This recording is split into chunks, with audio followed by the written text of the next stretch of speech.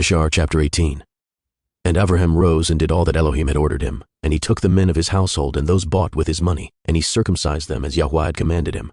And there was not one left whom he did not circumcise, and Avraham and his son Yishmael were circumcised in the flesh of their foreskin. 13 years old was Yishmael when he was circumcised in the flesh of his foreskin. And in the third day Avraham went out of his tent, and sat at the door to enjoy the heat of the sun during the pain of his flesh. And Yahweh appeared to him in the plain of Mamre, and sent 3 of his ministering angels to visit him. And he was sitting at the door of the tent, and he lifted his eyes and saw, and lo, 3 men were coming from a distance. And he rose up and ran to meet them, and he bowed down to them and brought them into his house. And he said to them, If now I have found favor in your sight, turn in and eat a morsel of bread. And he pressed them, and they turned in, and he gave them water, and they washed their feet, and he placed them under a tree at the door of the tent. And Avraham ran and took a calf, tender and good, and he hastened to kill it, and gave it to his servant Eliezer to dress. And Avraham came to Sarah into the tent, and he said to her, Make ready quickly 3 measures of fine meal, kneaded and make cakes to cover the pot containing the meat. And she did so. And Avraham hastened and brought before them butter and milk, beef and mutton, and gave it before them to eat before the flesh of the calf was sufficiently done, and they did eat. And when they had done eating, one of them said to him, I will return to you according to the time of life, and Sarah your woman shall have a son. And the men afterward departed and went their ways to the places to which they were sent. In those days all the people of Sedom and Amorah, and of the whole 5 cities, were exceedingly wicked and sinful against Yahweh, and they provoked Yahweh with their abominations. And they strengthened in aging abominably and scornfully before Yahweh, and their wickedness and crimes were in those days great before Yahweh.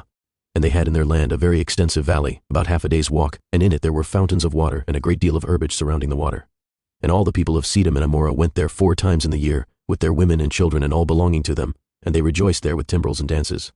And in the time of rejoicing they would all rise and lay hold of their neighbors' women, and some, the virgin daughters of their neighbors, and they enjoyed them, and each man saw his woman and daughter in the hands of his neighbor, and did not say a word. And they did so from morning to night, and they afterward returned home each man to his house and each woman to her tent, so they always did 4 times in the year. Also when a stranger came into their cities, and brought goods which he had purchased with a view to dispose of there, the people of these cities would assemble, men, women, and children, young and old, and go to the man and take his goods by force, giving a little to each man until there was an end to all the goods of the owner which he had brought into the land. And if the owner of the goods quarreled with them, saying, What is this work which you have done to me? Then they would approach to him one by one, and each would show him the little which he took and taunt him, saying, I only took that little which you did give me. And when he heard this from them all, he would arise and go from them in sorrow and bitterness of soul, when they would all arise and go after him, and drive him out of the city with great noise and tumult. And there was a man from the country of Elam, who was leisurely going on the road, seated upon his ass, which carried a fine mantle of divers colors, and the mantle was bound with a cord upon the ass. And the man was on his journey, passing through the street of Sedom, when the sun set in the evening, and he remained there in order to abide during the night, but no one would let him into his house. And at that time there was in Sedom a wicked and mischievous man, one skillful to do evil, and his name was Hadad. And he lifted up his eyes and saw the traveler in the street of the city, and he came to him and said, Whence come you, and whither do you go? And the man said to him, I am traveling from Chevron to Elam, where I belong. And as I passed the sunset, and no one would suffer me to enter his house, though I had bread and water, and also straw and provender for my ass, and am short of nothing. And Hadad answered and said to him, All that you shall want shall be supplied by me, but in the street you shall not abide all night. And Hadad brought him to his house, and he took off the mantle from the ass with the cord, and brought them to his house, and he gave the ass straw and provender, while the traveler ate and drank in Hadad's house, and he abode there that night. And in the morning the traveler rose up early to continue his journey, when Hadad said to him, Wait, comfort your heart with a morsel of bread, and then go. And the man did so, and he remained with him, and they both ate and drank together during the day, when the man rose up to go.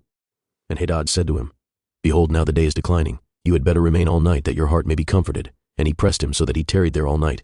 And on the 2nd day he rose up early to go away, when Hadad pressed him, saying, Comfort your heart with a morsel of bread, and then go. And he remained and ate with him also the 2nd day. And then the man rose up to continue his journey. And Hadad said to him, Behold, now the day is declining. Remain with me to comfort your heart, and in the morning rise up early and go your way. And the man would not remain, but rose and saddled his ass. And while he was saddling his ass, the woman of Hadad said to her man, Behold, this man has remained with us for 2 days eating and drinking, and he has given us nothing. And now shall he go away from us without giving anything? And Hadad said to her, Be silent. And the man saddled his ass to go, and he asked Hadad to give him the cord and mantle to tie it upon the ass. And Hadad said to him, What say you? And he said to him, That you, my Adoni, shall give me the cord, and the mantle made with divers colors, which you did conceal with you in your house to take care of it. And Hadad answered the man, saying, This is the interpretation of your dream. The cord which you did see means that your life will be lengthened out like a cord, and having seen the mantle colored with all sorts of colors means that you shall have a vineyard, in which you will plant trees of all fruits. And the traveler answered, saying, Not so, my Adoni, for I was awake when I gave you the cord, and also a mantle woven with different colors, which you did take off the ass to put them by for me. And Hadad answered and said, Surely I have told you the interpretation of your dream, and it is a good dream, and this is the interpretation thereof. Now the sons of men give me 4 pieces of silver, which is my charge for interpreting dreams, and of you only I require 3 pieces of silver. And the man was provoked at the words of Hadad, and he cried bitterly, and he brought Hadad to Serach judge of Sedom. And the man laid his cause before Serach the judge, when Hadad replied, saying, It is not so, but thus the matter stands. And the judge said to the traveler, This man Hadad tells you truth, for he is famed in the cities for the accurate interpretation of dreams. And the man cried at the word of the judge, and he said, Not so, my Adoni, for it was in the day that I gave him the cord and mantle which was upon the ass, in order to put them by in his house. And they both disputed before the judge, the one saying, Thus the matter was, and the other declaring otherwise. And Hadad said to the man, Give me 4 pieces of silver, that I charge for my interpretations of dreams. I will not make any allowance, and give me the expense of the 4 meals that you did eat in my house. And the man said to Hadad, Truly I will pay you for what I ate in your house. Only give me the cord and mantle which you did conceal in your house. And Hadad replied before the judge, and said to the man, Did I not tell you the interpretation of your dream? The cord means that your days shall be prolonged like a cord, and the mantle, that you will have a vineyard in which you will plant all kinds of fruit trees.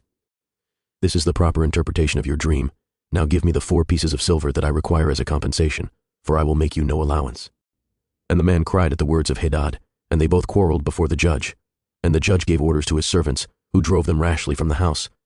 And they went away quarreling from the judge, when the people of Sedom heard them, and they gathered about them, and they exclaimed against the stranger, and they drove him rashly from the city. And the man continued his journey upon his ass with bitterness of soul, lamenting and weeping. And while he was going along, he wept at what had happened to him in the corrupt city of Sedom.